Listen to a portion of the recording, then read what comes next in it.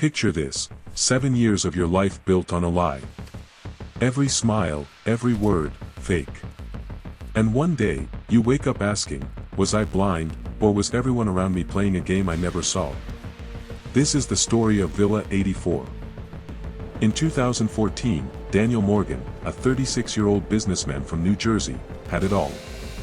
Investments in China, Europe, the Middle East. His name carried weight. But what he didn't have was a wife, and his family never let him forget it. Daniel's life was airports, hotel suites, and boardrooms. He thrived on it. But even the most ambitious man feels the pull of home. Friends told him he needed stability. Marriage. Kids. A reason to come back. That's when he met Emily. 26. Recently divorced. No children.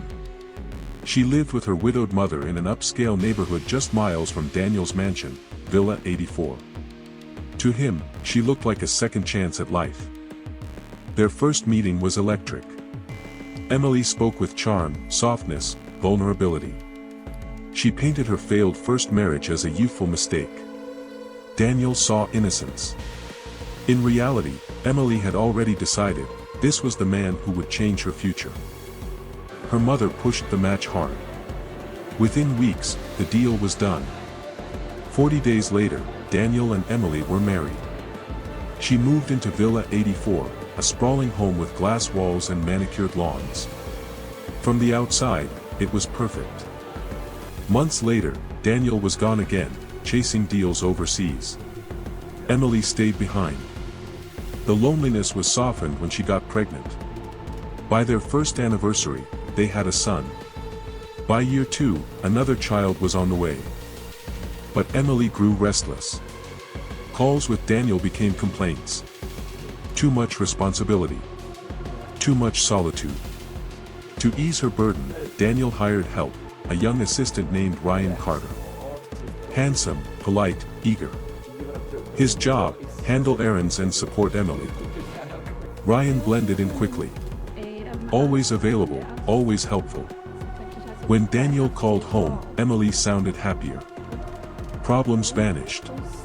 But her requests changed: cars, jewelry, more money. Daniel obliged, guilt whispering in his ear for never being home. 5 years in, they had 3 children.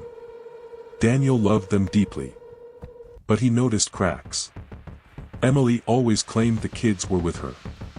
Yet when he asked them directly, they admitted, they often slept at grandma's. Why hide something so simple? Daniel assumed Emily's mother was pulling strings. But doubt took root.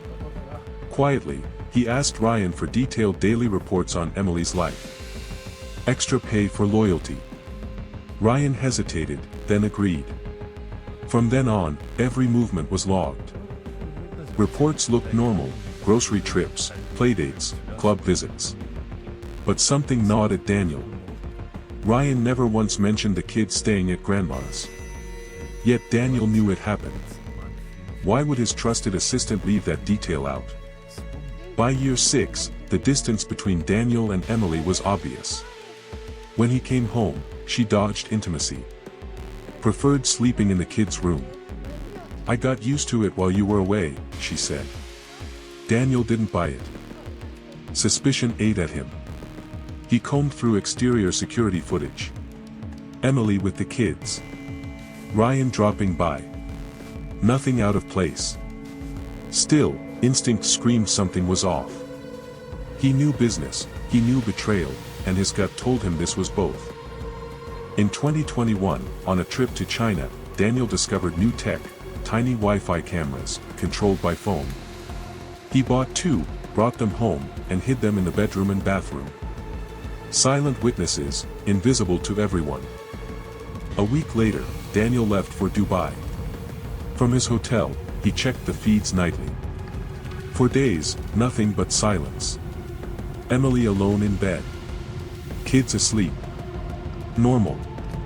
Until one midnight, when everything changed. Emily wasn't dressed for sleep. She wore silk. Music floated through the room. Daniel turned on the audio. Emily whispered, laughing softly. Then the bathroom door opened. Ryan stepped out, wearing Daniel's robe. Daniel's chest tightened. He watched, powerless, as Ryan slipped into bed beside Emily. What followed was undeniable. In his house. In his bed. With his wife.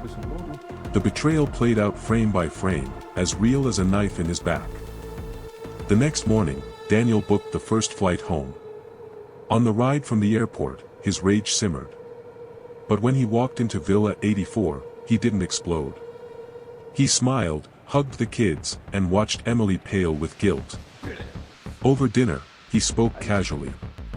Told Emily he was shutting down his overseas business, focusing on New Jersey. Then he asked, "So, what do you think of Ryan?" Emily's fork froze midair. She knew. He knew. Daniel pulled out his phone. Hit play. The footage filled the silence. Emily broke. She begged. She cried. But Daniel's face never changed. He didn't need her excuses. He had the truth, and that was enough. The divorce papers were filed within days. Along with charges of adultery. Daniel demanded DNA tests for all 3 kids. The results ripped the ground from under him. 2 were his. 1 was Ryan's. Daniel's world shifted. The child he thought he fathered wasn't his at all. Worse, Emily had orchestrated it. Years earlier, she'd been the one to suggest hiring Ryan. Calling him hardworking. Pretending it was for Daniel's benefit. The truth was darker. Emily and Ryan had been involved before he ever stepped into Villa 84. Her mother knew. Maybe even encouraged it. Daniel hadn't just been betrayed by his wife, he'd been conned by an entire family. Court was merciless. Emily lost custody. She lost respect. She lost everything. Ryan? He was exposed as a fraud, pocketing money from both Daniel and Emily. A double agent in Daniel's own home. Daniel locked Villa 84. The mansion that was supposed to be his forever home now stood as a tombstone for his marriage. He couldn't bear the sight of it. Soon, it went up for sale. Neighbors whispered. The scandal rippled through the suburb. How could a woman betray a man who gave her everything? Some called Emily selfish. Others called her reckless. Few saw the quiet strength in Daniel's response. He could have erupted. He could have thrown his life away in violence. Instead, he stayed cold, focused, surgical. He let the evidence speak. He let the law cut deeper than any blade. Emily and Ryan faded into disgrace. Daniel moved forward, raising his 2 children alone. Every time he looked at them, he remembered what mattered. Blood. Truth. Loyalty. The things no betrayal could erase. Villa 84 began as a dream, and ended as a warning. Trust is fragile. Betrayal doesn't just break hearts, it destroys lives. But Daniel's story proves, when lies surround you, the smartest revenge is living free, with nothing left to hide.